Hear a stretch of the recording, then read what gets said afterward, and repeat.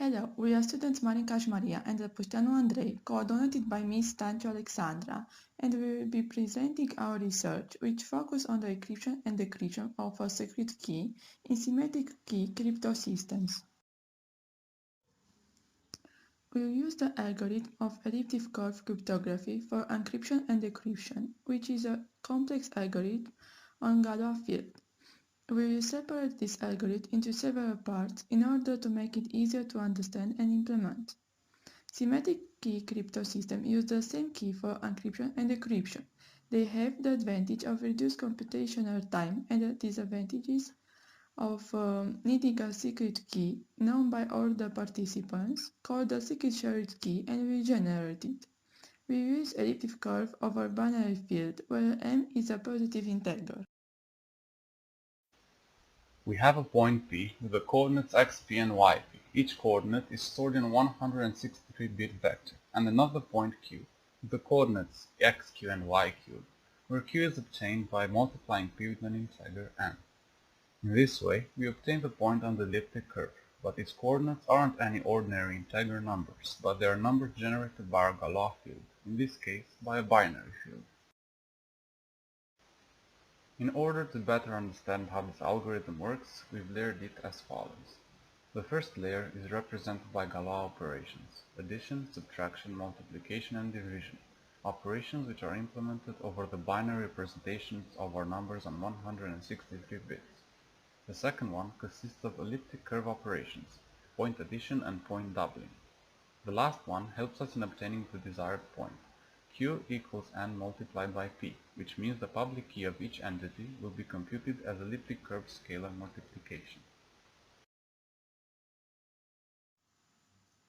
The first layer implements the operation of a Galois field: addition, subtraction, multiplication, and multiplicative inverse. We have implemented this algorithm on several examples to make sure they function properly on numbers of type long. As you can see, we have the function for addition and bitwise XOR operation implemented in C languages. Afterwards, we apply this function on a specific example, in this case our main function. After trying many other algorithms for multiplication, we found an efficient one, which we succeeded in implementing in C.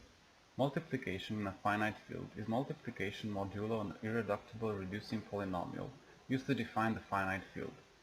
We try to implement the multiplication as a multiplication followed by a division using the reducing polynomials as the divisor.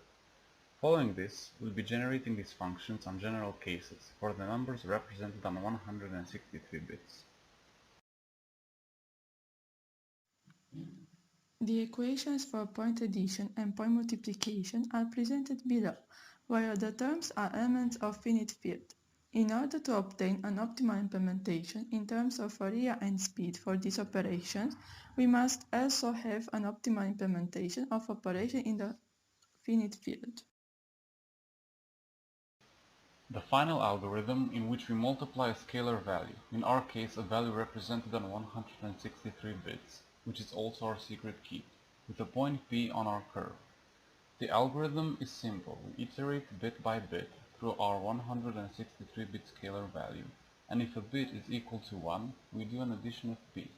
If the bit is equal to 0, we do both an addition and the multiplication of P. The addition is made between P and Q. Initially, Q is equal to 0. The secret key is generated using physically unclonable functions, or PUF circuits. PUF circuits measure the process variations that occur during the manufacturing of the integrated circuit. The PUF circuit's answer is unique due to these variations in the process. The PUF circuit, based on a ring oscillator, is described in Figure A. It's made up of an odd number of inverters connected in a ring. Figure B highlights the variations in the process. The ring oscillator generates a square wave with a given frequency f. Variations in the process may cause two ring oscillators to operate at different frequencies. If we connect these signals to the clock input of two counter circuits, one of the counters will reach its maximum value prior to the other one, and thus setting the comparator's response to either 0 or 1. All of the algorithms, equations and operations described above will be implemented and processed using the ZWO ZenQ FPGA development board. The hardware is implemented in a project using Xilinx's Vivado, and afterwards the project is exported into Xilinx SDK, where the code is written.